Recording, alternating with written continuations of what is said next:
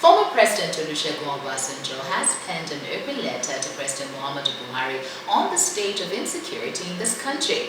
That open letter has gotten a lot of people talking because it did attempt to address issues that are very sensitive in this country.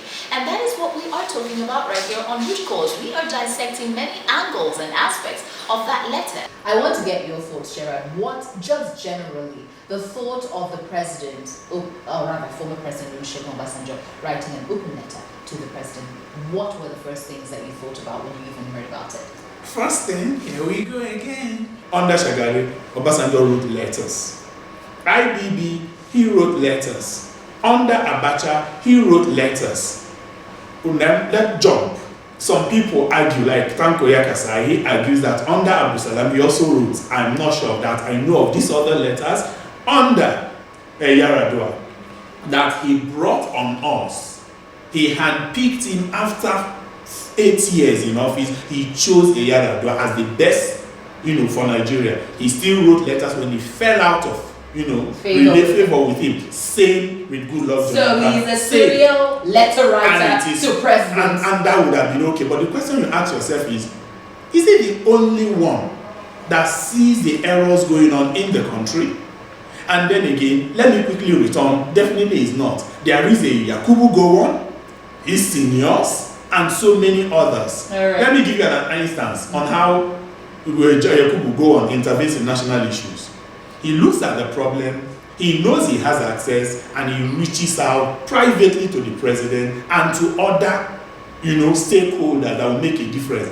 It is not you come in public glare, both for those that should understand and those that will not understand, you make noise. I round off on this call by simply saying this. Gloria, now we are debating this. Mama Nkechi in Niger Delta is going with it. The vulcanizer at the back of my house is going with it. They interpret it whichever way they want. And how is that solving our problem? That is what we're attempting to do, interpret basically this letter. Now, I would like to get your thoughts exactly on some of the things he has said and what you thought when you even saw that letter. You read it word for word, yes? Yeah, I did. Let's look at the caliber of the person that is speaking here through the form of a letter to the president. First of all, you're looking at the former president or head of state of Nigeria. Think of who he is. He's an elder statesman. There is an adage, what the elders can see sitting down, we the young ones may not see it standing up or even standing on the top of a tree. When you look at Obasanjo, go back to being a general. He survived the military coup. He's the only person so far that actually did escape any form of coup or being killed in government. He handed over to a civilian government. When you look at Obasanjo again, he came back as a head of state. He was jailed. He came back and became president of the Federal Republic of Nigeria. When you look at Obasanjo again, he has remained relevant right from 1966 till this very day. So first, I give him credence because of the fact that he's older, he's an elder statesman. Let's see what he's seeing at this point in time. What did he say? He said there is a problem in the country. Now, he said the problem is somehow related to the Fulani. And we have a Fulani head of state. If there is any grievance that the Fulanis have, let us know. If there is any grievance that other people have, let us know. Then he mentioned 4 areas that he is concerned about. We will basically look at all. We'll look at all of those areas as a matter of fact. I just wanted to get your general thoughts, and you really gave it to us. The fact that he's a former elder statesman, and to some people they say that's their job to talk about issues to bring to the attention of the ruling party or the government of the day what needs to be done quickly. Yes. In response, to Barrister Soko, I'm going to say this. He said he wrote a letter to the president. No, he did not. He didn't write a letter to the president. It's an open letter. No, there's nothing like open letter of this nature. If you really have issues as a former president, like I call him the captain ordinarily, quote and unquote, of the president, on a sensitive issue, you throw it open. Please, let me make this point before we move on. You are calling for national unity. You say that this might lead us into a crisis, and yet just 2 weeks ago thereabout, you in an open forum, you went purely ethnic by simply saying that there is an Islamic agenda, Islamization agenda, a Fulanization agenda. You heard it, you're a news hound.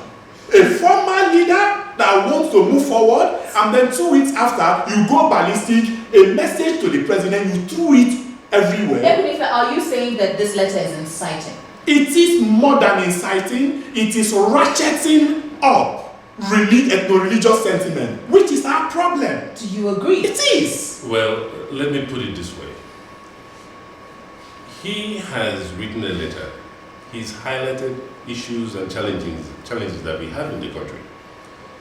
After highlighting these issues, he's given a solution, possible route to a solution. He's called for a conference.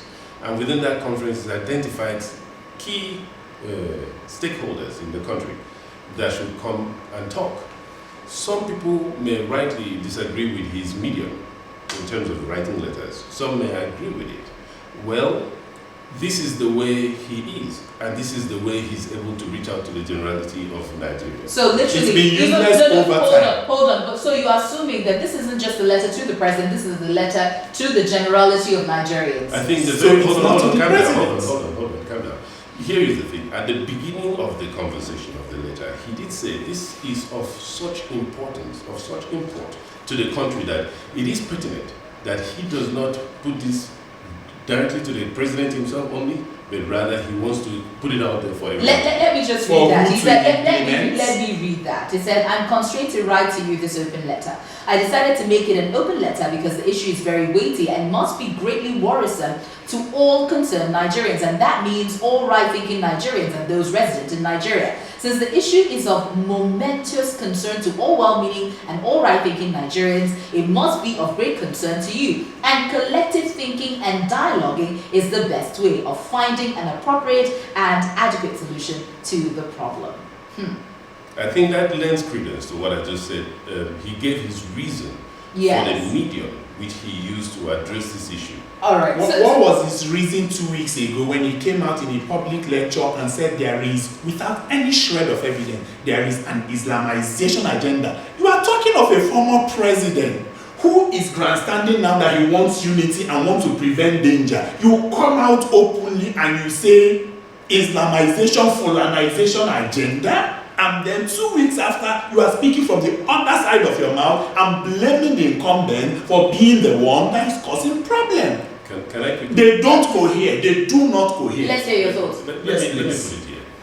I will take Obasanjo. We call him Obasanjo. Yes. Everybody knows what we're talking Yes. about. But he's been a general. He's been the head of state. He's been a president. So I'm always very reluctant to ascribe ill motives to a man that has held these positions within the Nigerian Federation. I will take him at his word. If he says there is a problem and here is a possible solution, I will take him at his word that he, being a person that gets security reports even as of today, knows a little bit more than I, who has never held that position, who does not get that kind of security report. He knows just a little bit more and sees something that is coming down the pipeline that might not be to the benefit of Nigeria. Important that we get your thoughts on all the things that we have talked about. Heated conversation, and of course, former President Olusegun Obasanjo's open letter to the president is causing a lot of stir. People are still dissecting it in different angles. What are your thoughts on this letter and some of the analysis that you have heard our guests give to them? Thank you very much, Ekuni Fejera, for talking to us. And as Super Mendy Achibon, thank you very much for your insight on this. Please go ahead and give us your comments on the comment section of this video. My name is Gloria Oji Emodi, and you're watching Rootstv Nigeria.